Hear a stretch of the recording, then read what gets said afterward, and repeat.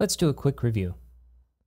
In this chapter, we reviewed the text format settings available to us, including how to order filters and how to configure certain filters. We then set up a new text format to use with our new guide role.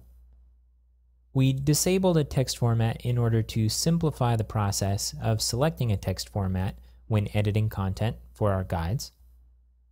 We then enabled the Wysiwyg module and installed the TinyMCE Wysiwyg library in order to improve the interface even further for adding content.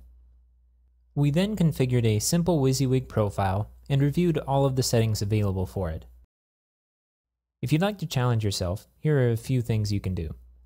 First of all, try to find a contributed module that will add a filter for a text format that will protect email addresses that are embedded inside of content to make sure that they're not spammed and indexed by spam crawlers.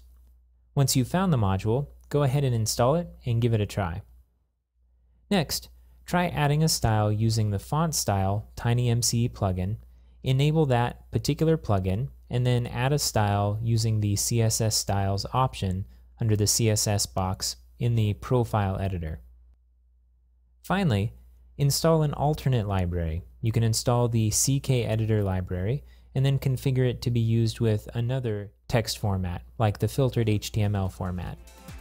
And when you're ready, go ahead and move on to the next chapter.